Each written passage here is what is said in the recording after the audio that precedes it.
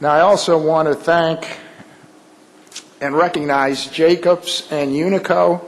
They are the sponsors of today's closing session.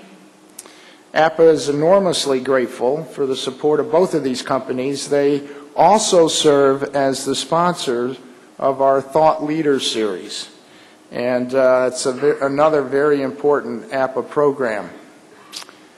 And speaking of thought leaders, I kind of sensed last night, talking to a few people at dinner, that there's a little curiosity building up as to which former Navy colleague I might mention this morning. Actually, he's not here, but you all know Bill Elvey. Bill and I served together. And Bill gave me a little bit of advice once. And he said, everything you need to know, you can learn from Calvin and Hobbes. You believe that? Well, actually, that's not exactly true. I'm the one that said that to Bill. Those of you that know me know that I never pass up a chance to invite my good friends Calvin and Hobbes in to share a little bit of their insight and wisdom, and today is no different. So let's see what this thought-provoking duo has for us to think about today.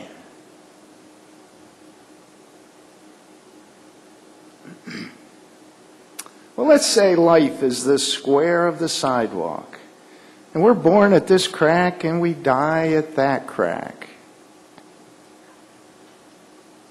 Now, we find ourselves somewhere inside the square, and in the process of walking out of it, suddenly we realize our time in here is fleeting. Is our quick experience here pointless? Does anything we say or do in here really matter? Have we done anything important? Have we been happy? Have we made the most of these precious few footsteps?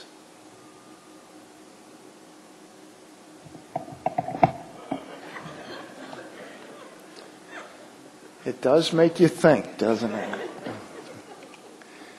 Well, that's what our Thought Leaders series is all about. It's the Thought Leaders series that actually makes it possible for APPA to identify each year the most critical issues facing educational facilities in our institutions. The findings are then published each year by APPA, and they're used by our annual conference planning committee to determine our program content, and in particular, the focus of our conference general sessions. So it really is an important tool that we use each and every year, and again, I want to thank Jacobs and Unico for their support of this program. Well, today's general session is entitled, Leading the Challenge of Change, How Facilities Professionals Can Help Repair the Educational Business Model. Innovation and student expectations coupled with economic uncertainties are placing great stress on the traditional business model for education, resulting in escalating tuition costs, lower funding, and reduced services. Today, our panel presenters will engage us in a dialogue on where education is headed, how institutions can remain competitive, and how facilities professionals can help lead positive change that will advance their institutions and help repair our education business model. To lead our panel discussion, I am pleased to introduce Jack Colby, the Assistant Vice Chancellor for Facilities Operations with the North Carolina State University. He's the head of our Thought Leaders Task Force and our newest APPA Fellow. Jack, it's all yours.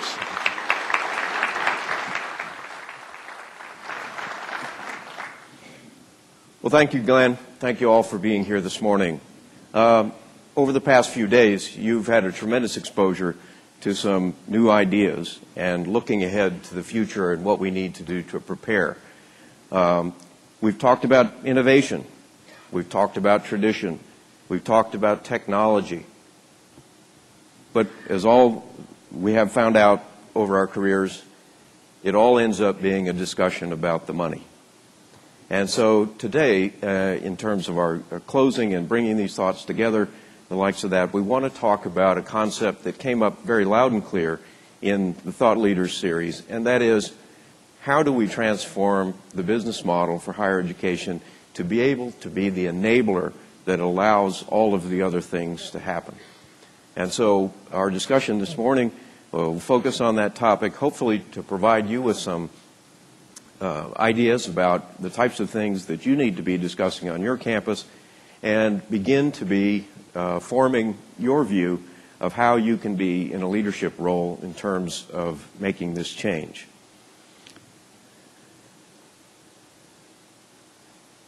So we often ask, and as I've discussed this with various people, people are questioning, well, is the model really broken? And I think that we only have to look at some of the discussions that are occurring now in terms of this. For here being in Atlanta with the Georgia system, we've got to have a new model.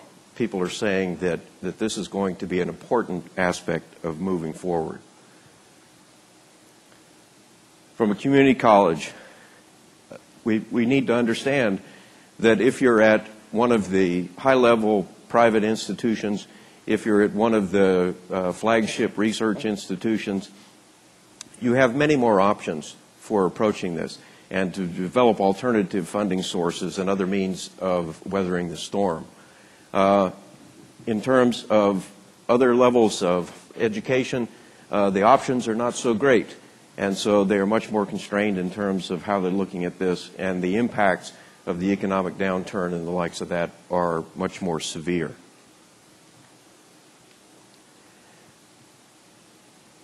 We know that many people have tried many things over the past few years to be able to deal with their financial situation. It is a challenge that we've never seen, although most of us have seen different cycles of budget reductions and other financial impacts. We've never seen anything quite so sustained or so severe. And so we're running out of all of those short-term philosophies and approaches, and we're now beginning to have that discussion about what is really important.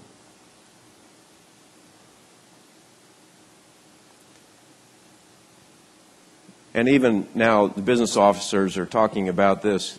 Jane Wellman wrote for the Business Officer magazine in saying that we're now out of sync, that the timing and the times have changed, and we really need to be taking a closer look at the overall issue.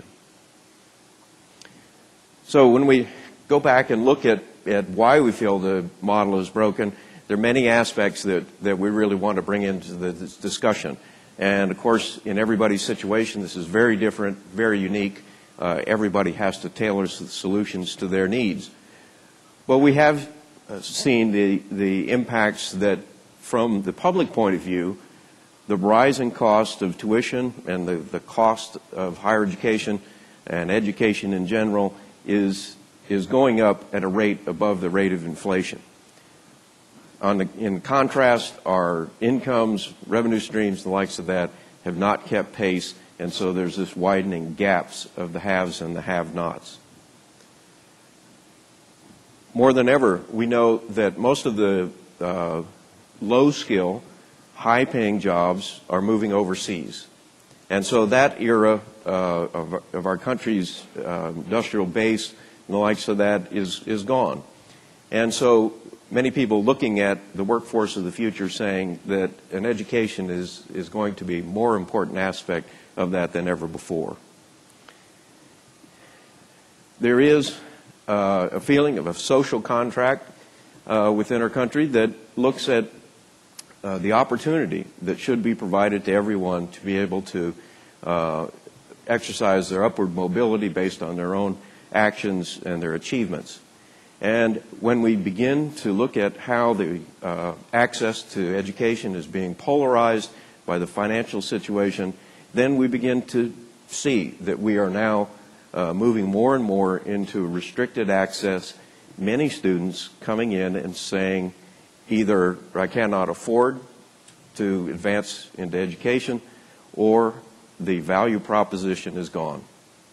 They cannot see the return on the investment. They cannot see where that investment is not going to leave them in a poor financial situation.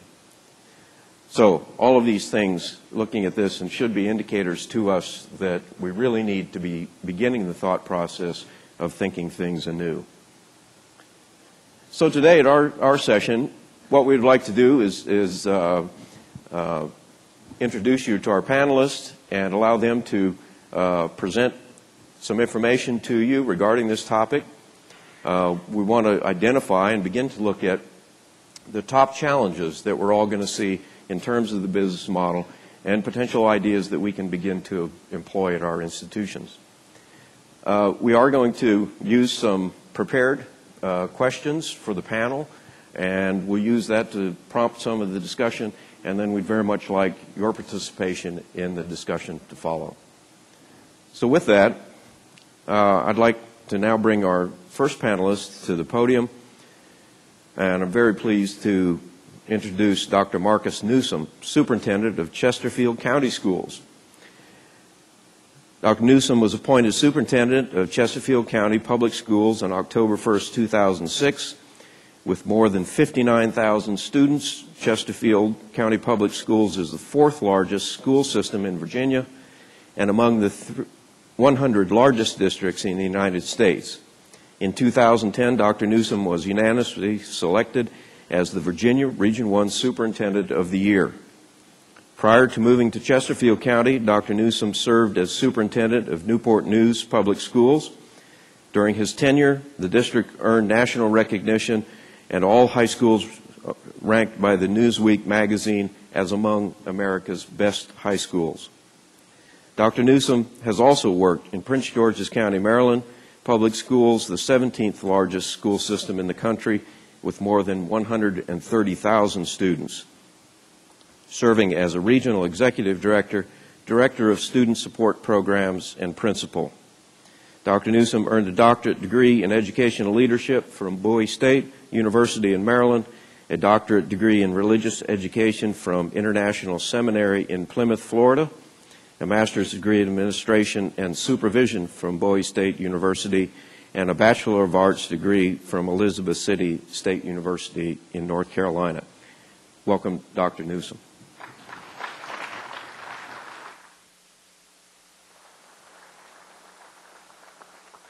Good morning. It is my pleasure to be with you this morning, and I want to thank you for what you do to support our young people in America. You are very often unappreciated and unrecognized for what you do.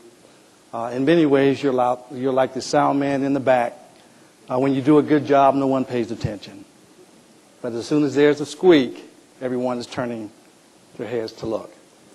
I was just here last week for a conference in Atlanta, and it was the Education Research and Development Institute, and there were superintendents from all over the country, and every superintendent thought that he or she was a comedian. So everyone stood up and gave opening remarks with some joke. I know I'm not very good at that, but I will share the one that I thought was most relevant for much of our work. And the superintendent asked, what did the snail say when he got on the back to ride the tortoise? Whee!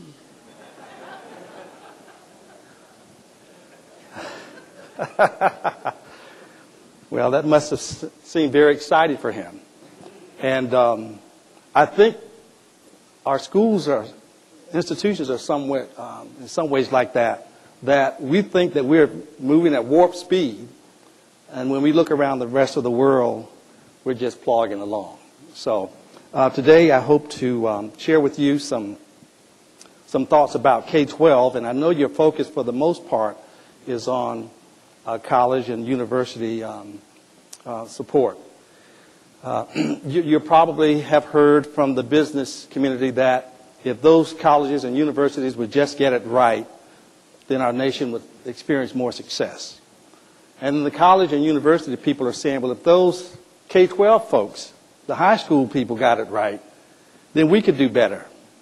And the high school people say, well, the middle school teachers didn't do their job, and the middle school teachers say the elementary teachers didn't do their job, and the elementary teachers say the parents didn't do their job. And the parents say, God, you gave these kids to me. It's not my fault. How many of you graduated from a public school in America? This is my evidence that schools are not failing because you are successful. We have some schools that are failing, some school systems that are failing. And I can't tell you how troubled I am to hear about what's going on here in Atlanta. It turns my stomach that adults would put kids in those situations.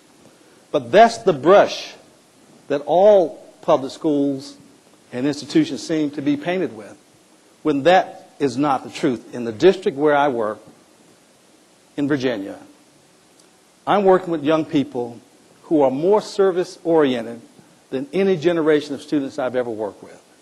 They want to make the world a better place. I work with kids who are taking as many AP courses as they can.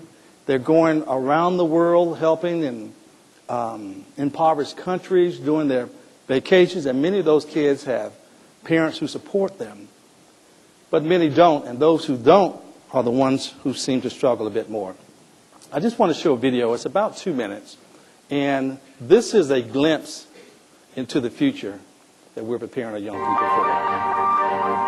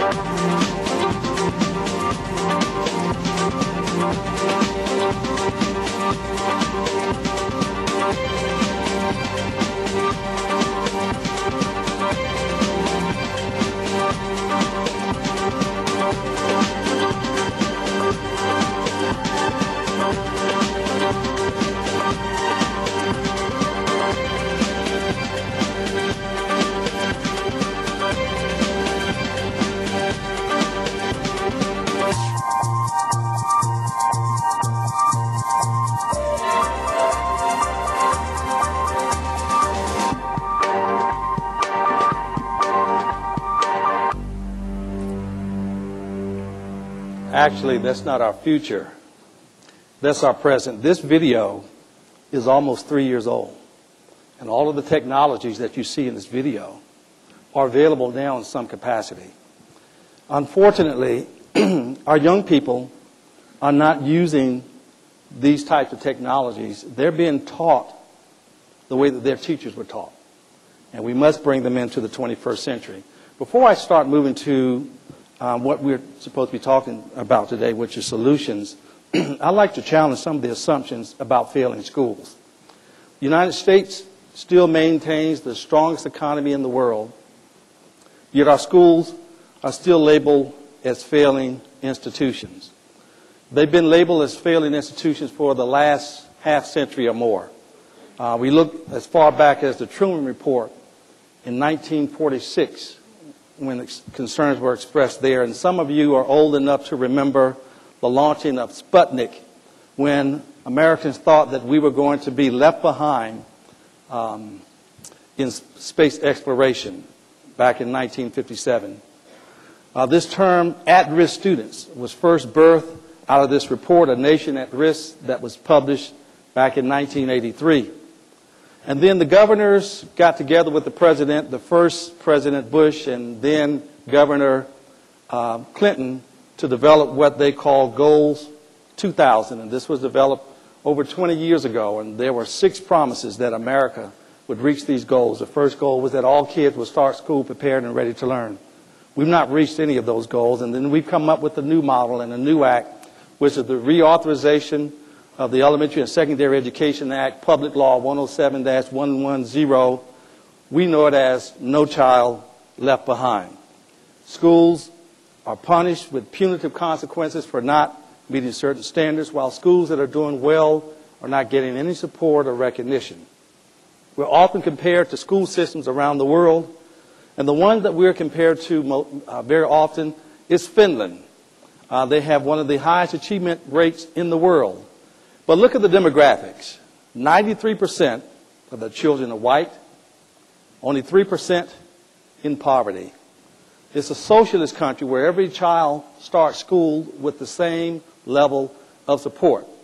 Now contrast Finland to the school district that I began teaching in over 30 years ago, the District of Columbia Schools in Washington, D.C., where the trends were reversed, that 93% was probably almost 90% minority, and that 3% poverty was almost 90% poverty. And so how can you compare these institutions that are so different? Yes, we have work to do, but part of the problem is identified by a quote by Daniel Pink, author of A Whole New Mind. He met with our administrators a couple of months ago, and he said that politicians run education. They've ruined it, and then they blame educators when it doesn't work. Any politicians in the house? This is not personal. Getting back to that last slide, there was a recent survey done by the Gallup poll that said something like 87% of Americans think that public schools are failing. But those same respondents, 75% of them said that their child's school or the school in their neighborhood was an excellent school. So, quite a dichotomy there. All right, 4 myths, and this is published by the Education Clearinghouse a couple of months ago. Myth 1, schools are failing. It is true that our lower performing students who come from poor homes and many who don't speak English are not performing at the same standard as their counterparts who speak English, who come from a 2-parent home, in most cases with the parent with the same last name.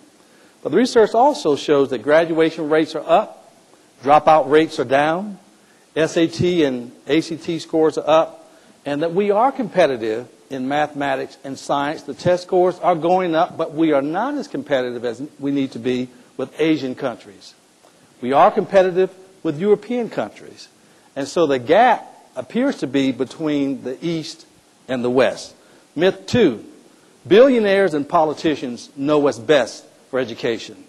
I admire all that Bill Gates has done. He has poured tens of millions of dollars into education institutions across America. Eli Broad and the chief executive for Facebook, Mark Zuckerberg, are focused now on merit pay for teachers. Bill Gates is investing almost $300 million to support merit pay. Zuckerman about $100 million in the New Jersey schools. But the research is very clear. There have been studies done by Vanderbilt and other colleges that show that there is no statistical difference in the achievement of students who have been taught by teachers who are getting merit pay compared to those who don't. So it appears that there are tens of millions of dollars going down the drain. Myth 3, charter schools are the answer. There are about 1.5 million children in charter schools. That represents about 3% of the nation's school population. Again, the research is very clear that 85% of the charter schools in America perform no better than public schools, and about 37% of that 85 perform significantly below public schools. So why would we invest in schools that aren't working, and many of them skim off the top of the best students? For example, in the average school system, about 15% of the students are enrolled in special education classes, identified with a disability. Charter schools, less than 1%. Now, many of these say they're lottery, but it seems to me a bit suspicious that the lottery seems to exclude these kids with the special needs. And myth 4, more effective teachers are the answer. I would say that this is partially a myth, because it is true we need effective teachers. But to say that effective teachers are the answer is not true. Don't we need effective principals? I can tell you could take a school of great teachers and put a bad principal or a bad president at the university, and they'll ruin it. And you put a bad superintendent over good principals, they'll ruin it. And I'm not even going to get into the most important teacher. They aren't part of this mix. They aren't part of this discussion, and that's the parent. There are accountability measures for everyone involved in the child's life except the parent. We can't seem to legislate that. Okay, this is how we fix them. According to Diane Ravitch, she was one of the architects of the No Child Left Behind, and through life's experiences, she has come to say that that's one of the greatest mistakes that she has made, and she is now one of the greatest critics. And she documents in her book the death and life of the great American school system. So these are some recommendations she had. 1, poverty matters. You began to fix poverty, you began to fix troubled schools. You can't continue to implement bad policies and expect good outcomes. Our policies need to be research-based. 3, effective parenting, nutrition, and medical support are essential. And 4, we must develop rigorous and balanced curriculum. And finally, teachers are important, but we also need administrators who are educators. There are lots of experiments with getting business models, military people. In some cases they hit, in some cases they miss. Okay, let's talk a little bit about facilities before I start to turn it over to the next presenter. Quality facilities positively impact student learning. I'm sure you all know that, but the research is very clear. And this comes from the National Clearinghouse for Educational Facilities. And these are the 10 components that make up quality facilities. And I can validate, I have a group of student leaders that I meet with every month. And part of their, one of their activities each year is to do what we call a school swap. And they spend a day in another school. And this year, when I met with them in April, after their school swap, they talked about the curriculum and extracurricular activities and all that. But the number one issue that they talked about was the difference in facilities. About the newer facilities made a big difference. Light made a difference. Color schemes made a difference. Space, flexibility, all the things that we see validated by the research, the students are supporting. This is a model that we believe will produce active learning. We must integrate good space with the pedagogy and technology. And I think my time is about up, so I'm going to flip through this pretty quickly. We had a... We were fortunate in our school system to be able to build a replacement high school. This current high school, Clover Hill High School, is about 40, 45 years old. Now, I know when I worked in the District of Columbia, this would have been a brand new building.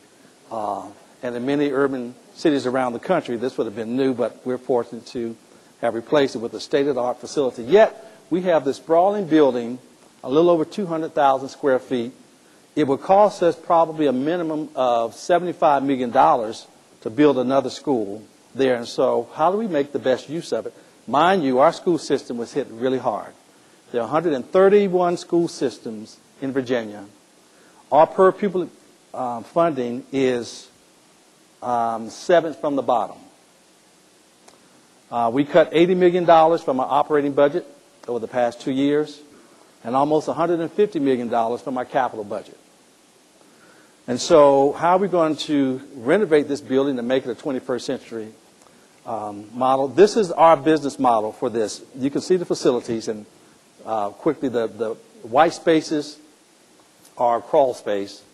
The yellow is for online classes, career and technical education, and college and university classes at night. The orange is technology and for our cloud. The blue and the pink are for, they're currently gymnasiums and auditoriums. We're looking at reconfiguring that. And then there are a couple of smaller spaces, one for student council and administration. And then the green, because we don't need a lot of space for students because most of this is going to be online. So the green is going to be moving central office into this space. We have our cloud. We anticipate that we'll be able to educate over 3,000 students in a very small space because online classes are the fastest method of increase in delivery of instruction in the country. You can see over 10 years ago we only had one child, now almost 1,400 students enrolled in online courses. And career and technical education, this is not your parents' career in voc ed. This is culinary arts, a very popular program. This is Cisco networking. We have a lot of high-tech courses. We have medicine is really big. We have dentistry. We have veterinarian science already in our schools. And so these spaces have to be very flexible. I have the funding model. All of this money, the $25 million, is money that we have saved. And so it costs the taxpayers no additional dollars to invest in this. And if you want to know more about how we did it, then I'm sure there's contact information that you can get to our facilities folks. I'm going to end right there. I'll back up one final slide.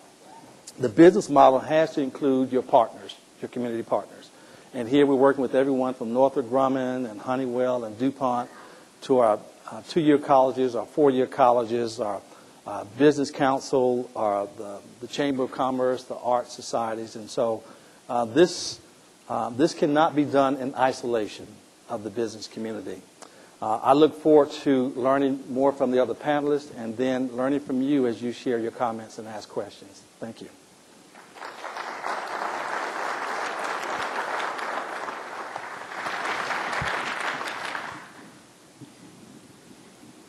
Thank you, Dr. Newsom. It's clear that we are all interlinked in terms of the educational process and many more similarities than we actually realize. Our next presenter is Dr. Wright Lassiter, Chancellor of the Dallas County Community College District. Dr. Lassiter is a longtime higher education leader and educator. His career spans 5 decades, and he has served as a college business manager, a chief financial officer, president of 3 colleges, and now serves as the chief executive of the largest community college in Texas. He enjoys a national reputation for his leadership and service in the areas of education, community service, urban affairs, and religion. He holds adjunct teaching posts at Dallas Baptist University and the University of Texas at Austin. Welcome, Dr. Lassiter.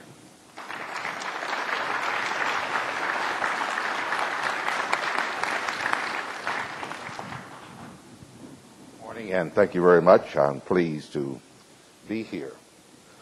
As a former business officer, CFO, where I had to supervise the facility directors, I believe that I'll be somewhat talking to the choir, or should I say preaching to the choir.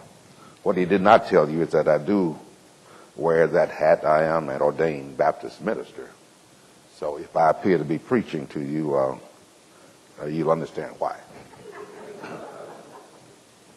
I'm going to be talking to you as if I was talking to my board of trustees and the 7 college presidents that comprise the Dallas County Community College District.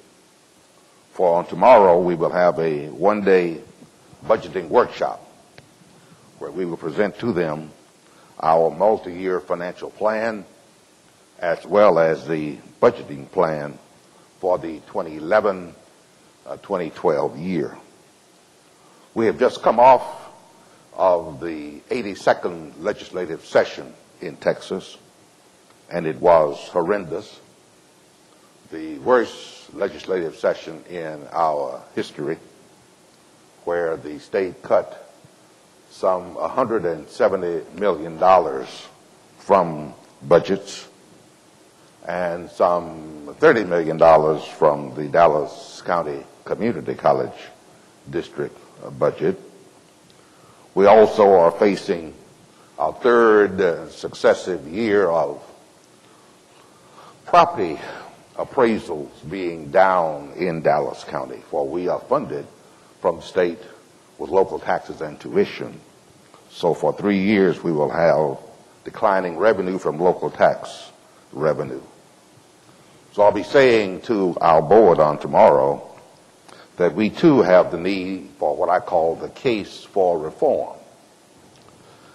And what is this case for reform? Well, performance expectations are rising. The legacy financial model is in disrepair. Non-discretionary costs are rising. There is the era of tuition increases, but also the challenge to keep tuition low. We face multiple challenges, not only in community colleges, but in universities and colleges as well. Those challenges being mission expansion, costs, expectations, diversity, bringing more and more first-generation students into colleges and universities, at-risk students, the growth of for-profits and their being competitors to us, accountability, technology, and everywhere we turn there are cost pressures. Energy, construction, repairs and maintenance, operational technology, instructional technology, the systematic monitoring of learning outcomes, healthcare insurance, contractually mandated salary increases, student support services. Those are all cost pressures. So the question is the prevailing financial model of community colleges or universities sustainable? Is the prevailing model sustainable? When you face declining resources, the governmental budget declines will persist, funding remains unpredictable, and it's become more and more difficult to raise money through philanthropic sources. So I'm of the opinion that the concept of strategic finance is critical in changing the model. And strategic finance, in my view, as a former CFO, aligns an institution's revenues and expenditures with mission fulfillment, with the assurance of maintaining educational quality and the preservation and the enhancement of the institution's assets. And I believe this approach, strategic finance, is needed to address the long-range issues and challenges of staying true to our institutional mission, even in difficult economic times. For the challenges will keep coming, and we are running out of what I call normal coping strategies. Therefore, the existing business model must be modified. And so, with budgets in most of our states in very, very tough shape, we are seeing legislators and governors wanting to be very targeted about appropriations for higher education. And that trend will continue. And as the previous speaker indicated, regretfully, political decisions impact on financial decisions. For in Texas, the legislature approved a 49% decrease in state-provided financial aid. So will the existing model enable us to survive with that level of reduction and with the increasing numbers of students that we have coming to us? Dallas is the largest community college district in Texas. We currently enroll at our 7 separately accredited colleges 105,000 students every year. And the numbers keep increasing. When I became chancellor 5 years ago, we were enrolling just over 70,000 students. So in 5 years, we've grown from just over 70,000 students to 105,000 students, and the numbers keep going up. And I believe that institutions must therefore identify where strategic investments, and those are words that I use continually, strategic investments can make a difference. We have to move away from growth by substitution, which is almost like decline by substitution. For we are in an environment where there is no extra money for new kinds of investments, those that are needed to address these challenges. We not only have to keep a lid on things, as some would say, like deferred maintenance, like technology needs and those other challenges, but we must make investments in those areas because of the sea change that we are experiencing. And so, speaking from a community college system perspective, in this ever-changing environment that we find ourselves in, we must take the needed actions to insulate ourselves from the growing pattern of declining resources, for it is highly likely, I believe, that we face a decade of flat state revenue. Therefore, the message has to be that our institutions need to figure out how to manage with the resources that are available, and importantly, how to spend them strategically so that we are not just maintaining and protecting the institution, but we're also meeting the future needs of higher education. Now, we would not have as big a financial crisis, or this wouldn't matter as much, if we were not already entering a period in which there is need to increase educational attainment in the nation with a rapidly type of student population. And so the educational challenge that's ahead of us is closing achievement gaps, meeting the needs for accountability, the pressures for accountability, and also reaching new populations and making sure that they have access to a quality education. Now, this educational agenda is far more daunting, I believe, than the financial agenda. And because the educational agenda is so daunting, I am of the opinion that the facilities administrators must be at what I call the leadership table. When I was a so-called up-and-coming business officer, I was a part of the room where executive decisions were made. But I noted that when it came time to make the crucial decisions, they were always made by people with a D behind their name. PhD, EDD, DBM. And because I have something of an ego view, I never want to be in the leadership room and not be treated as an equal. And it was for that reason that I went back to school and earned my first doctorate, for I wanted to be at the leadership table. And when I became a CFO, one of the first decisions was to ensure that the facility director was at the leadership table and had a voice at the leadership table. And I believe failure to do that is a major problem. So what we have to do, we have to stabilize finance, and we must do this, in my view, from a strategic point of view. Why am I impressing this thing called strategic finance? This concept, I believe, can help the institution stay true to its overall mission, even in difficult times. Secondly, we must control our own destiny in finding the resources to invest in growth and to also help our local economies to rebound, because the federal and state governments are not going to rescue us going forward. And so what does this mean? We must get a better handle on what the existing cost structures and what the existing cost drivers really are, including what we should be spending for deferred maintenance, for information technology, just to name two areas. Now, stabilizing finance, I believe, is just the beginning. It is the platform on which the real work can begin.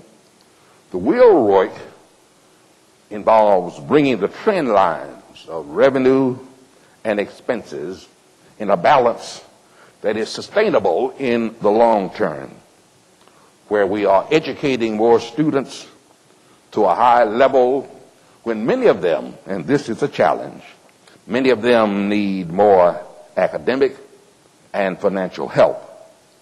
One can ask the question, what are some of the key factors that institutional leadership teams should be analyzing in order to understand its unique situation? First of all, leaders should get a handle on what the future educational and workforce needs are for the community, for the region, and for the state.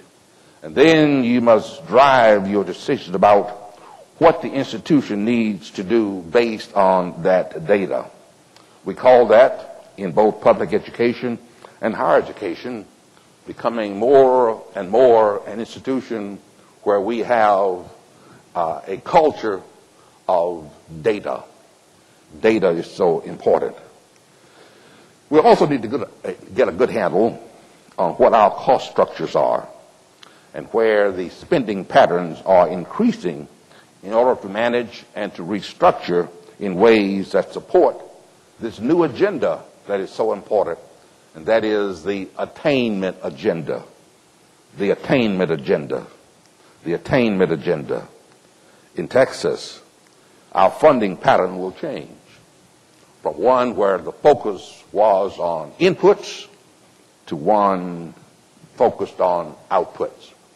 What happens to students when they come to study with you? Do they graduate? Do they transfer? Do they receive an appropriate workplace credential? So these performance goals must be put in place institution-wide.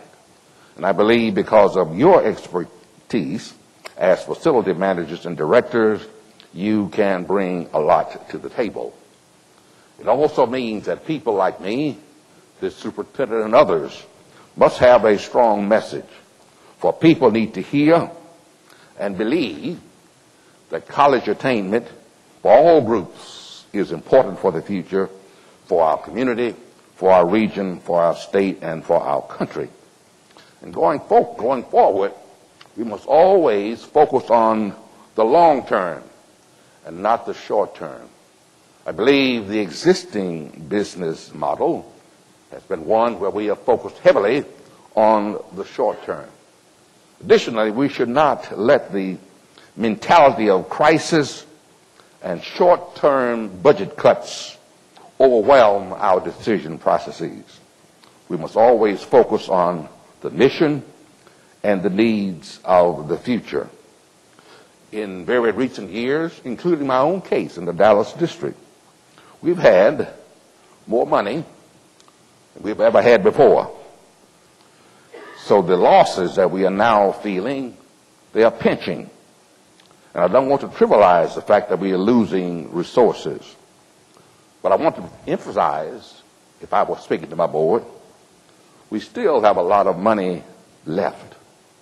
Therefore, the challenge is to repackage it, to better manage it, and to invest it appropriately. We must always focus on the core of the institution. I said earlier, we must become more data-driven in our decision-making. Our attention must be on strategic investments opposed to general support investments, and tying those strategic investments to very well-defined institutional goals. I hear many people saying that, oh, the task is too daunting. Woe is me. The sky is falling. How are we going to survive in all of this?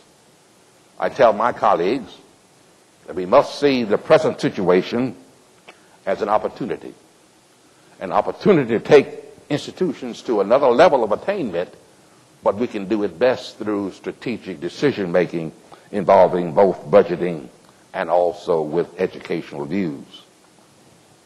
In 2004, we went before the voters of Dallas County for the first time in 32 years and asked them to approve a major general obligation bond issue, $450 million. To our pleasant surprise, 72% of the citizens of Dallas County voted for that bond program.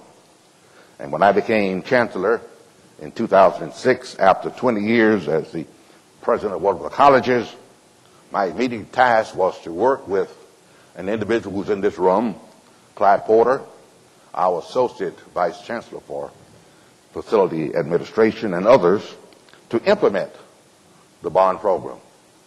And now I want to show you just a few quick slides, and that will end my presentation.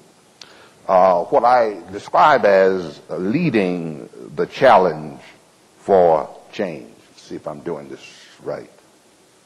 Where are we? Oh, there we go. Good. Leveraging capital assets. $450 million was a lot of money. And at the end of that project, we had built 31 new facilities on our 7 college campuses. We'd also built 5 satellite community campuses, all a part of that bond program. Clyde Porter was a part of the first project in our bond program. And it was one where we built a facility. We bought a building, a 9-story building. And we bought it with the idea of there being the possibility of some alternative use for that facility through partnerships. And let's see if I'm doing my thing right here. Oh, there we go. We're getting there.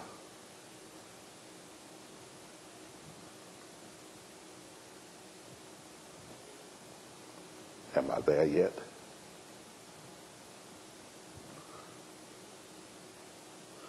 Okay, there we go. El Central College. We built our first medical campus. We bought a 9-story building. We retrofitted it. And there was space in it for 2 rental units. The Corner Bakery. We let them remain in that building. They generate $30,000 toward the annual operating costs for that facility. We also had an existing tenant, the General Services Administration, i.e. the FBI. They were in that building. And we just entered into a new 5-year lease with them that will generate $1.9 billion. So here we have a new facility, and we have resources coming in to help with the operating costs. One of our community campuses, the Richland Garland Community Campus, it was unique in that it was designed to be specifically a workforce development project for the Garland area. We did something that no community college had done in Texas before, and that was to bring a Chamber of Commerce into that facility. They contributed $400,000 toward the construction costs, And they work in partnership with Richland College, the Garland Chamber, and also the Dallas County Manufacturers Association, all generating revenue to support in the operating costs, but also meeting workforce needs. A second community campus is Pleasant Grove, operated by Eastfield College. This was one of our larger buildings, and it was built with 2 floors, 2 stories. The second story was just built for future expansion. As we were into the construction process, persons came to us and asked if they too could have space in that facility, and they would pay rent. So we have a local human services organization, the Wilkinson Center, and we have 2 other chambers of commerce, all in that building, all providing operating revenue. Another of our colleges, Northlake College, is called the DFW Airport Center for Northlake College. This is our college that has a major program in construction education. This Dallas Construction Educational Foundation works with us, and just 2 weeks ago, we got a $1.3 million skill development grant that will generate 393 new jobs in the Dallas area. El Centro College, we have Clyde Porter here, and we also have the facilities director from El Centro College here.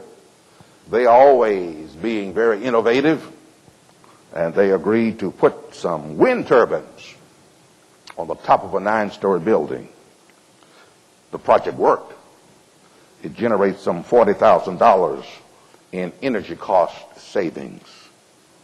And then we have the Eastfield College Learning Center. And this is how education and finance can come together. We have a unique learning center at Eastfield College. It is one that has some unusual classrooms. It is not a building with traditional classrooms. All of the rooms are learning stations, similar to what you saw in the previous presentation. And we had a cooperative agreement with a local vendor to fully equip one of those learning station rooms. And because of their generosity, we had a national symposium at Eastfield College to showcase those learning stations. National publicity resulted from that, and we have received private donations to fund other learning stations, not only in that building, but in other buildings. And the next final 2 slides, Richland College has a new science building. When the Dallas County Community College District was founded in 1965, the voters approved a $41 million bond program to finance the building of a new community college system. The Richland College Science Facility did cost $42 million. So one building, we invested as much as we did in the entire district some 40 years ago. Well, this is our first LEED Platinum facility in the district. All of our buildings were built with LEED standards, and one of the aspects of that building is it has water recovery systems that can provide all the water needed for the lawn sprinkler system at the college. And the final activity, we built 2 new bookstores as a part of this program. And we had a rather generous vendor who worked with us to establish a $100,000 legacy loan fund, not load form, but loan fund, enabling the colleges to award loans for books and supplies for our students. Well, those are things that we are doing in Dallas, and they all based on what I call the need to engage in strategic finance that leads to effective educational outcomes and staying focused on our mission.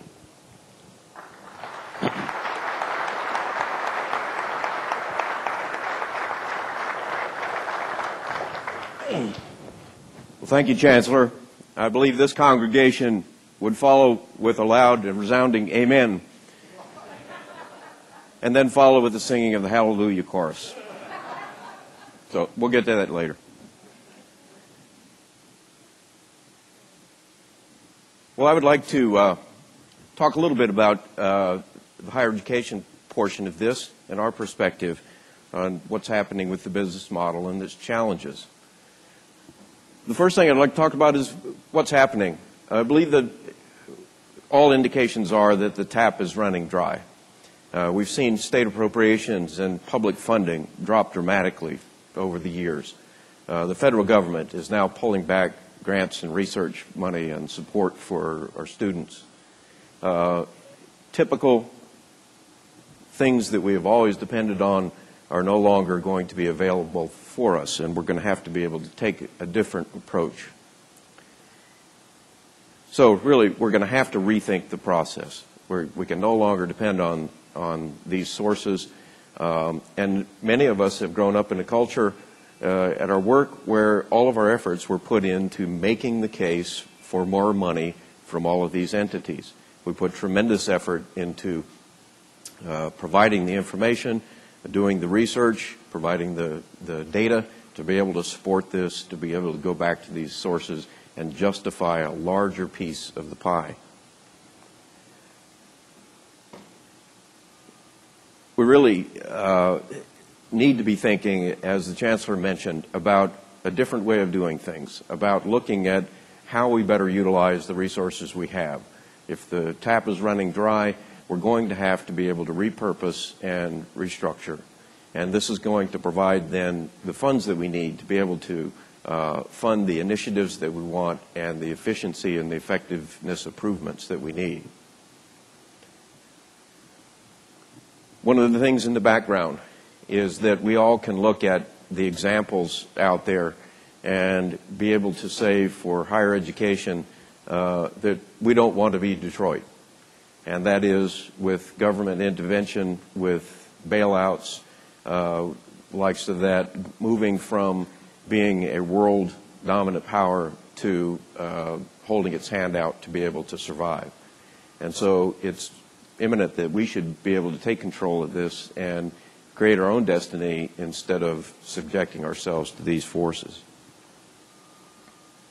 So with this, we need to be able to look at our budgetary processes critically, throw away the legacy systems, go away from the archaic that we've seen in the past, and look at what is a very effective budget process for the new paradigm. Whether it's college deans or others downloading that decision authority and providing incentives for people to be able to deploy those funds more effectively. Again, moving from more is better to higher efficiency and better utilization. Looking at our programs and saying, where does efficiency occur and how do we provide more value to our students? We see many programs now looking at the possibility of 3-year accelerated degrees or co-joined degrees where people can get bachelor's and master's in a package. Better utilization of our facilities for year-round classes, online courses as a means of improving our efficiency, keeping the quality high, and yet being able to deliver a more cost-effective learning outcome. Really, we have to be able to repurpose our funds to be able to reach our goals and our mission.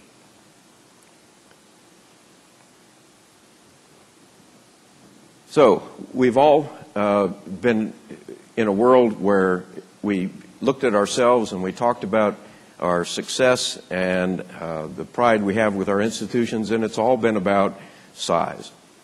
And we've looked at whether it's your square footage, your number of buildings, your FTEs, degrees conferred and the likes of that. All of these were these metrics that were all based on how many and how big, and we compared ourselves against those. I'm suggesting that the new paradigm is that we begin to look at how we utilize our resources, and instead of these, that we really begin to look at a different set of factors, a different set of benchmarks upon which we can move and really better utilize the resources that we have. So to demonstrate this, I want to take you through a little bit of an exercise here and just ask that all of you imagine that you have just left the facilities profession. You are now all board members of the APPA companies, known worldwide as the maker of the finest widgets. APPA turns out the highest quality widgets and is the envy of the industry. People come from around the world to visit APPA's plants and to learn from the staff and to return to their own companies to spread the knowledge of the future of widgets. Nobody does widgets better than APPA. Demand for 2-year widgets is up 80% because of the economy. Sales of 4-year widgets have increased 20% as people upgrade their widgets to maintain their life cycles.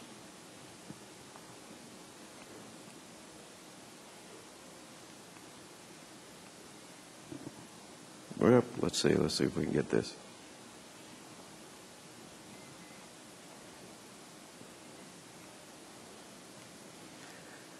So one day the staff comes in to our board meeting and presents a proposal to build a new $200 million plant to produce widgets to keep up with demand.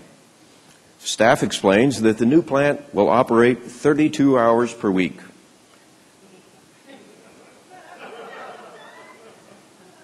"10 hours on Tuesdays and Thursdays, 4 hours from 10 o'clock to 2 o'clock on Monday, Wednesday, and Friday." The reason? Because that is when it is most convenient for the employees to work, and because the schedule best accommodates their other activities. The board asks if APPA can avoid the capital cost of the plant by upping production at the existing plant that is already heated and cooled. The answer is an emphatic no. No, because if we don't build the new space, our competitor will claim to be the largest producer of widgets. And by the way, we need a new building to name for the retiring chairman. The board then asks if the new plant will drain capital funds from the improvements to other plants. The staff says, we are not planning to increase operating costs because the building is new and does not require maintenance. The equipment will not be maintained because it will be obsolete and would then be thrown away. And we can avoid the expense by just deferring any reinvestment for renewal until after all the current board members retire. So, some of you see the parallel. So in terms of our credibility with the public and our rising costs of higher education, and we continue to try to justify what we're doing. And these investments, time after time after time, going back to our legislatures, our governing bodies, our funding mechanisms, and then they begin to ask the important questions. And why aren't we looking at these things? Why can't we better gauge our activities? Why can't we adopt a better business model? So, with this, we really need to look at the total cost of ownership. We need to expand the utilization of the facilities, really be able to make management decisions based on what it's costing us over the building's life. We need to really look at efficiency and effectiveness, use that as our means of gauging our success and determining how we move forward, and begin to use public accountability as one of our yardsticks for our decisions. How should we be doing this? How do we make the case for the value of higher education against its cost? And in particular, really looking at the very basics of our asset management and management of our financial resources, moving from just talking about how big our gross square footage is to really what is our utilization rate? How are we utilizing that asset optimally? looking not only at just student retention, FTEs and the likes of that, but looking at retention and graduation rates. What is our success in terms of the educational experience? We now measure everything by contact hours, and we have incentives for the colleges and departments for doing this, and that whole incentive system builds more and more and more on just numbers. And instead of the learning experience and the outcomes for our students. Then if we all apply the basic principles of sustainability, we're also going to support the business model, and we're going to do a much better job of making these decisions. So the third issue, you got to have the right tools. And in many cases, we are bringing the butter knife to the gunfight. And it's because we're often handed archaic legacy tools to try to manage. In the public education realm, there's no question in my mind, all of our financial systems are based on an enterprise. They are set up and there to provide an audit trail to be able to tell us when we've done bad things. If you look at private institutions and other institutions that work on a total cost recovery model, the progressive ones, they are now looking at financial management systems that don't look behind, but rather provide information that helps you make decisions as you're going through your financial year. They're forecasting, telling where you need to make changes, adjustments, where are your resources best spent, and the likes of that. We need to be able to modify our financial mechanisms. Allocation. In many of your districts, your local governments, your state governments, and the likes of that, the allocation of funds and resources is often the very political process, having nothing to do with actual need or deployment of those financial assets in the best location and where it's most strategic. Our legacy accounting systems, again, more audit tools than anything else. So here, we'd like to begin to challenge those models and to be able to develop new tools by which we can make better decisions, aligning our resources with our goals and our mission, really putting those resources to work. And particularly within these, that we have to change the paradigm of the incentives, because right now, bigger provides better incentives. And we have to move away from that, look at how we manage our finances, and then be able to reward that, recognize it, to make that a part of the culture. At this point, we'd like to move into our prepared questions, and I'll ask each of the panelists to respond, and this will promote some of our discussion that hopefully will then engage with the audience.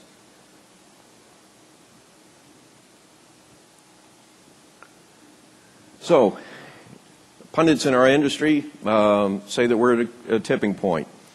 Affordability, access, quality, competitiveness, accountability, all of these things now under scrutiny and being looked at very carefully in terms of the overall value of the educational proposition. And how do we make this change? So I'd like to ask the panelists, what does the future hold if the measures are not taken to transform education and to restore these virtues?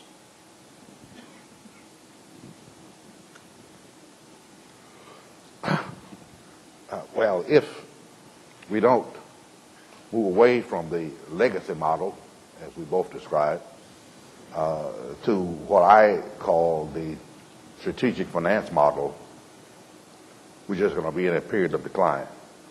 For it's very clear that the era of incremental budgeting that is a part of our legacy system no longer works because you have fewer resources. I will give you for instance, from the Dallas system. In an effort to adjust to a decline in state revenue of $18.2 million for the upcoming year, I proposed to our board a voluntary incentive buyout program where persons who met certain criteria could retire and receive 80% of their annual salary. We've had 232 individuals to take advantage of that voluntary buyout. Now that's a loss of 232 people. Is that a loss or is that an opportunity? In my view, it is an opportunity for us to engage in strategic restructuring to be able to move forward into the future. And as a part of that, we have to take a careful look at, we have a lot of programs that we put in place because somebody said they were needed. Do we need them now? So this is a time for what we call program review and renewal, which is associated with my view of strategic finance. For everything must be focused on a totally new model. Jack spoke of, we have done things based on what we call contact hours. In Texas, another year from now, the model will change based on legislation. We will no longer be funded exclusively based on attempted contact hours, but completed contact hours. And you will have to compete for incentive funds based on what happens in the classroom. All those are things that we must do, and if we don't change the model, it's going to cost us even more. Well, I begin by saying I'm out of my league talking about higher ed, so I'll try to stick to what I know a little bit better, which is K-12, although there are some similarities. I'd like to start with efficiencies. A year ago, I requested from our governor's office that the governor hire a financial consultant to come to our school district and audit our school district, because we felt that we were efficient, but the general public complained about fat in our budget, waste at the executive level, and so we felt that we had an independent auditor. Perhaps we could either prove the critics wrong or find ways to be more efficient. The finance office hired Phi Delta Kappa, MGT of America, to do a financial audit. And my theories on financial auditors is the more you pay the auditors, the more money they say they can save you. And so our state paid them very well. They've been doing these types of audits for over 40 years of public institutions. They brought 8 auditors. They went into every school, every classroom. They spent a week. They audited finances. They audited human resources, facilities, technology, and so forth.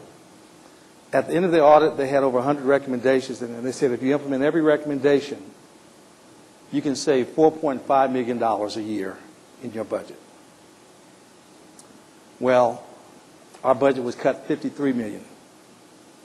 More than 10 times what the auditor said could be efficient. Yet our state continues to ratchet up, and the federal government continues to ratchet up the expectations for student performance. And so what is the result? I'm concerned that people will look back 5 to 10 years from now and say, how did we let our country fall into such disrepair? I don't want to give up on the fight to accept what is being forced upon us. There has to be some resistance. You can't just continue to cut and say do things more efficiently. I mean, when we are 10 times what an organization says you can do to be efficient, you get to a point that you're inefficient. We have laid people off. We have cut salaries. We have closed schools. We have increased class sizes. We have restructured the way that we look at our facilities. investing in older facilities as opposed to building new facilities. Our facilities people have come to me with their strategic planning and recommended cuts. And just this past year alone, they said you unplug those microwaves in classrooms and refrigerators and lamps, you'll save $500,000. And we did that. But you get to a point that you're not efficient. So let's look at the context of the country. When they're asking us to follow the private business models, my question is, which business? Chrysler? AIG? Fannie Mae? Wachovia Bank? These are failing organizations that require a bailout, and our state does not allow us to end the year in a negative balance. It's a violation of the Code of Virginia, and I, as a superintendent, can be charged with malfeasance if I spend $1 more than is allocated to me. Wouldn't it be nice if our government and businesses ran on that model? Now, when I look at the military, I support a strong military. I understand last year we spent about $700 billion, 50 times more than we spend on public education. And when I look at this national debt, which I'm very concerned about, could be the most negative impact that we've seen. 1,000 times more we're spending toward a national debt than we allocate to public education. Now, something is wrong with that model, and we cannot allow the billionaires and political leaders who have no clue into what we do to say, yes, we accept what you're putting on us. We have to push back.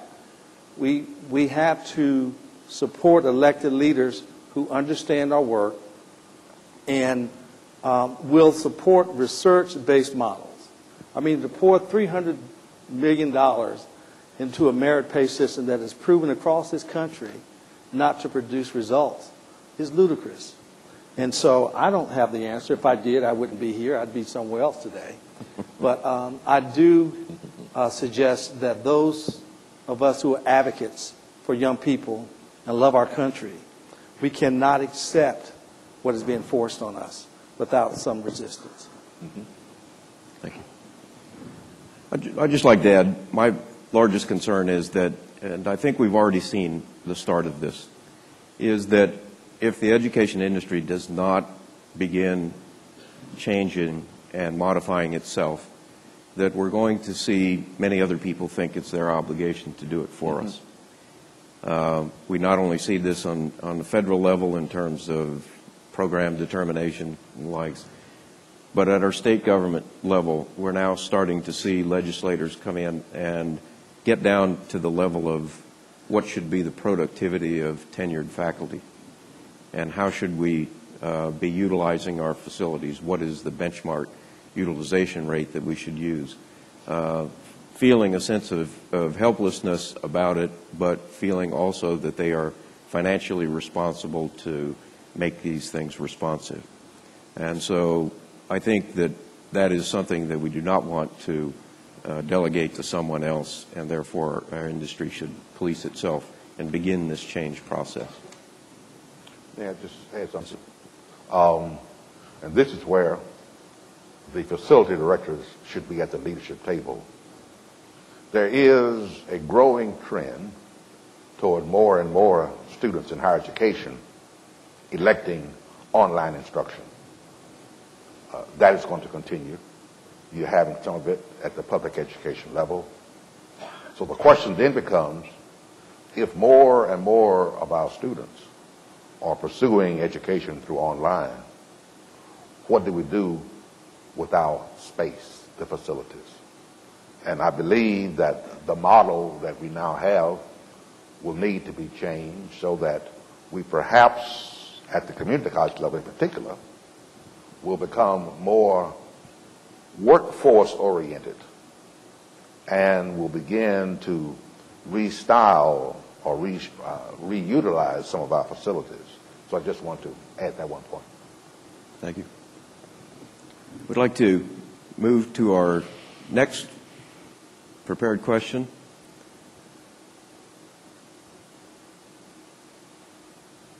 And then we'll go back. I think our leadership is now indicating that institutions feel like they're doing a good job of containing cost. And as the Chancellor has said, most of this has been on an incremental basis, and many looking at process improvements. And yet, when we delve into this closer, we find that most of these activities have been focused on the business function and definitely are not spread across the entire education enterprise. And so, with this, we really need to talk about what are the strategies that institutions should adopt in order to fix this business model and position themselves in a much better way.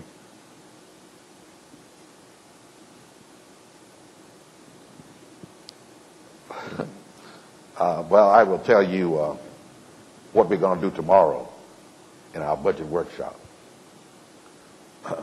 We always begin our budget workshop with a listing of assumptions, things that we should do. And too often in the past, we have stayed away from indicating what we should do, because quite often what we should do, we believe, is not physically possible. So we always say to the board, these are the critical assumptions, the things that we see that we should do. And once we get a clear fix on those things that we should do, then we get into the process of strategic budgeting. And to me, that is one of the first steps, or one of the first approaches that we can use to alter the business model, to be very clear on those things that we should do. And from your perspective as facilitator directors, included on that list of assumptions, what we should do should be deferred maintenance. We tend to defer. Well, that eventually catches up with you, because you cannot be in a continual state of decline. So that's one point that I would offer.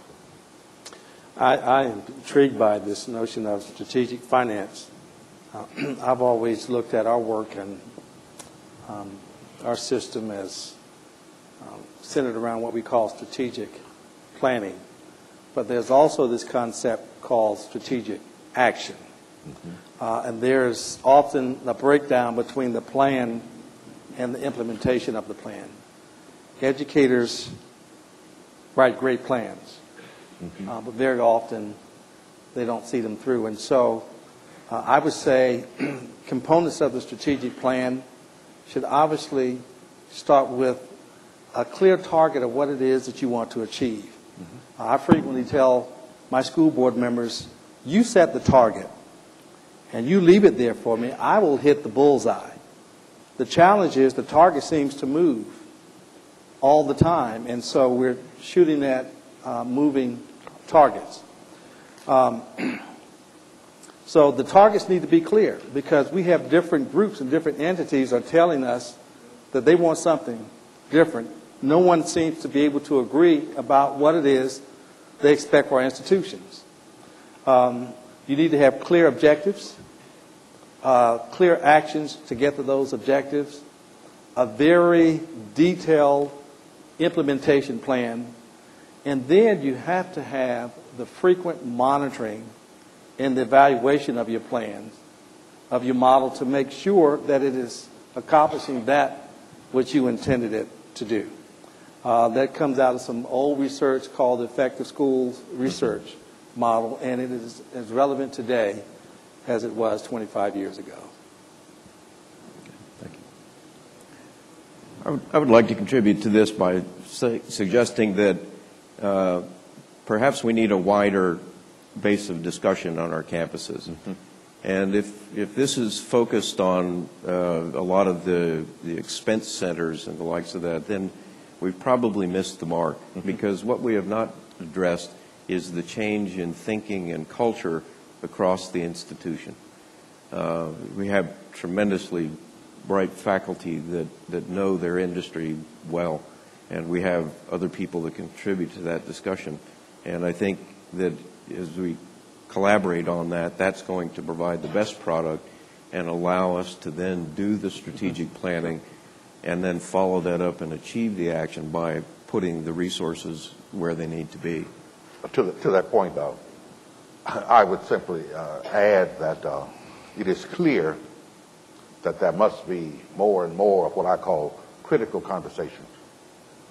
And as I have said to the faculty in our district, as we go into this era that we are now in, we don't need to get involved in food fights where one side is fighting against the other. And secondly, we have to acknowledge that the era of sacred cows is over. Many of those things that have become institutionalized as a part of the culture, they are really passé. And because we know the way the tide is turning, we have to address those things that were so-called sacred cows. I'll give you an example. The first chancellor put in place a unique summer funding pattern for faculty where they were paid a premium to teach in the summer. Now, that was 45 years ago. It has become institutionalized. It is very expensive. For the year that we're going to begin in September 1, I went to the board and proposed a 50% reduction in formula pay. You have never heard so many screams because of that. And they brought in a consultant to dispel everything that we laid out clearly, and they have appeared before the board. But the board has been resolute in supporting me in that endeavor, and that is just one of several sacred cows that are part of my view of strategic finance and financial planning that involves a clear focus on the educational mission. Why are we here? And if we are true to why we are here, we all have to play a part in this game. I'd like to follow up with 2 points here. One addresses the issue of values and what's important in America. I watched the ESPYs the other night, and a school in our community, Virginia Commonwealth University, made it to the Final Four in basketball, and that team received an award for the greatest upset, beating Kansas this year. And I love that team. I love that school. As a matter of fact, I'm paying tuition for my youngest son to go there. And they awarded the coach, Shaka Smart, a new contract, $1.2 million. And I'm very happy for him. He's a wonderful coach. He's a wonderful man. All the superintendents in Central Virginia next year, total contracts will not equal what Shaka Smart will make. I just signed a new contract with my board, make it significantly less, obviously. But there were editorials and criticism about how dare you pay a superintendent the amount of money that they were proposing. And when you put all of our contracts together, it doesn't equal him. And I say, I have 60,000 kids. He's got 15. He's making 5, 10 times what we're making. And so that's an example of what I really consider a focus on values. And I won't call it misplaced. I'm just saying that it is what it is. And so we really need to have conversations about what's important in this country and where we put our values. And the last comment I wanted to make, it got back to Dr. Wright, is about who's at the table. When we started our strategic planning process this past year, we began by bringing in what we call futurists. And one of the books that I had in my PowerPoint slide was 16 Future Trends by Gary Marks. And we brought the author in to talk to us about what are the trends that are going to be impacting education. And then we had business leaders, elected officials, parents, citizens, community members, educators, talking about the trends for our community. And we did a series of 6 forums, and each forum had a different expert to talk about the trends that we should be planning for. And obviously, finance is a huge part of that trend. And so I think you can't underemphasize the importance of having everyone to the table, because once you get them to the table, they are more invested in the plan and supporting of the plan toward its implementation goals. Thank you. We'll now move to our third question.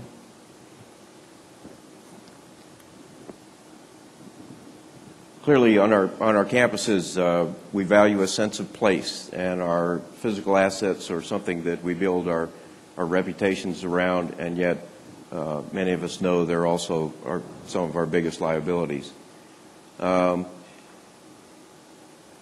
It is a cost factor, and how do we build this into the formula to be sure that we're doing things? And in particular, how do we focus down now to the area of interest to us of what can the facility manager do to contribute to this? There are many things that perhaps are not within our realm of control and the likes of that, but APPA and its programs are all about leadership. And so how can the facilities professional provide that leadership to the change that's necessary in order to be able to advance our institutions and achieve that student success? Well, I would just begin by saying that unquestionably the facility administrator represents in my view, a key member of the leadership team. And unfortunately, that is not the view of many of my colleagues. They don't have the facility administrator at the leadership table. And then again, this gets back to critical conversations and who's at the table. You have to be at the table. And I say this to the chief business officer when I speak to them. I said, you all cannot be the only one who's speaking for the facilities. Now, as the chief financial officer, obviously you're pretty good. But one of your tasks is to have around you resident experts in other areas, and the facility administrator is one of those resident experts. So my message is we need to get you at the table so that you can provide ideas on how we can approach the future. Some would say the daunting future, but it's what I call it the challenging future, because we need your input. You can be extremely helpful.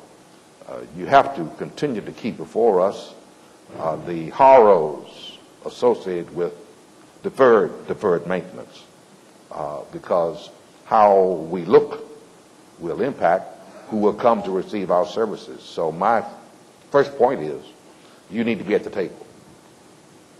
And I would just say, I see our time is about up, very briefly, the facilities manager that I work with has put together his department's strategic plan and has come to me and has come to us with solutions. And while I talked about the importance of pushing back, the reality is, even with all of our pushing, I don't expect, as you've said, Jack, anyone to come in and rescue us. If it has to be, it has to be me. And I think it was last year we said that you're going to need to cut $2-point-something million from your budget. He came with a plan to cut $3 million or so. I forgot how much it was. But he proposed doing more than we asked. You don't get department heads to do that very frequently. And he got everyone's attention and really served as the model for the school district in saying that I can make sacrifices and look at my work in a different way that will add to the quality of our operations for a school district. And he is at the table now because he has earned that level of credibility. I'd like to make 2 points. One is that to achieve that seat at the table, you have to bring value to the discussion. And value often means the numbers and the statistics and the facts that people need to hear to make a good decision. And so by arming yourself with those and being aware of those for your facilities, you're going to be making a valuable contribution. The second thing is that you've got a decision to make. Your first decision could be to wait, see what happens, see what everybody else is going to do, and then hope that you just get an equal part of the pain. Your alternative decision is to go ahead and begin the process within your own organizations where you are exercising leadership, and to be able to begin the process of changing the culture and looking at what it's going to take. And that means that talking about lean operations, talking about efficiency and effectiveness, looking at your work processes, all of those things that are very basic. And if you begin that conversation now, you will already be prepared for those discussions, and you will not be at the tail end of the process, but at the beginning. With that, turn it back over to Glenn.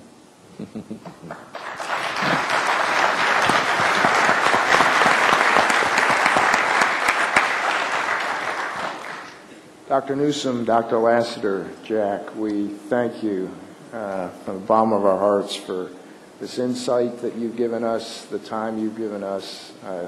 You've given us a lot to think about, and as I reflect back over all three of our general sessions, we've got a lot to think about. We talked about innovation. We talked about the new technologies that are rolling out and the change that that's going to bring. We talked about the traditional forces at our institution that tend to keep things the way they've always been. And there are some strong traditions that do need to be protected, but we need to go back and reevaluate. And now this morning we've thought a lot and heard a lot about changes to the business model and changes in our culture that need to take place if we're going to financially survive. Hopefully, we've also given you some tools in some of our breakout sessions and some methodologies for going back and implementing some change in our institutions, ways that we can, in fact, get a seat at the table that is also important. You've met with our business partners. A lot of them have tools that we can use, and they want to partner with us, and we need that input from them as well.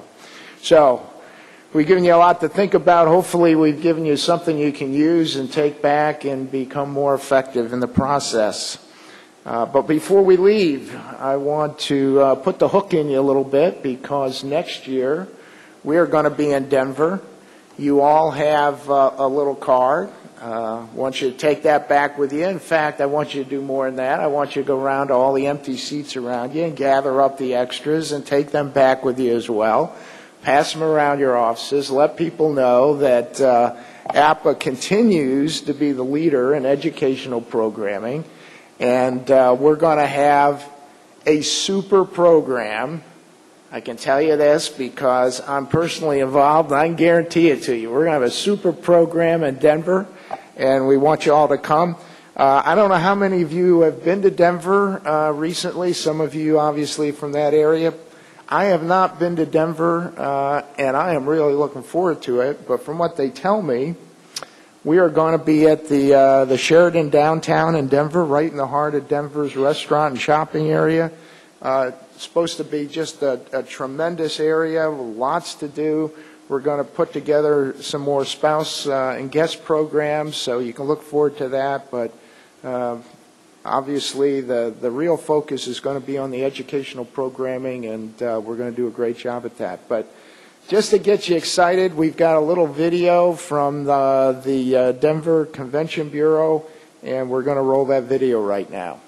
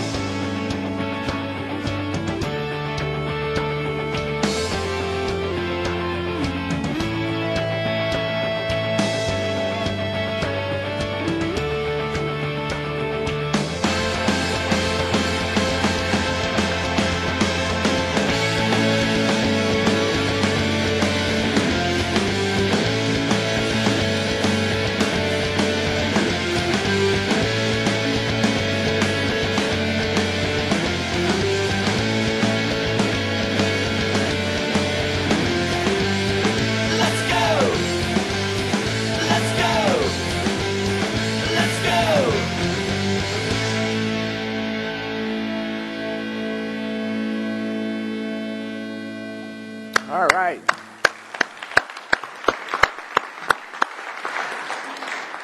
Well, I saw at least 2 roller coasters and a bicycle in there. I'm good. So I'm definitely going to be there. Well, before we break, got a few more thank yous I want to make. Please join me in thanking all of our speakers, not only the ones on the stage, but the ones in all our breakout sessions and previous sessions. They've been fantastic.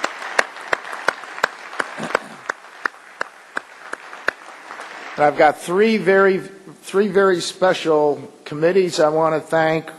We had our programming planning committee for this conference. We had the local host committee for the conference.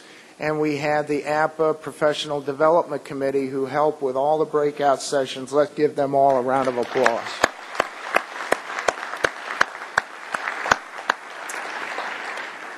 And I think you know, without the APPA staff, none of this gets pulled off. We've had people here for a week now, working a lot of times behind the scenes, and they've done a fantastic job. Let's hear it for the APPA staff.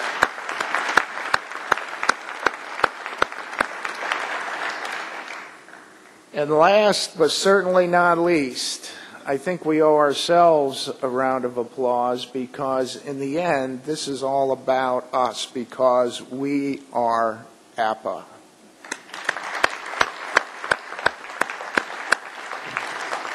I thank you all for coming to Atlanta. We'll see you in Denver.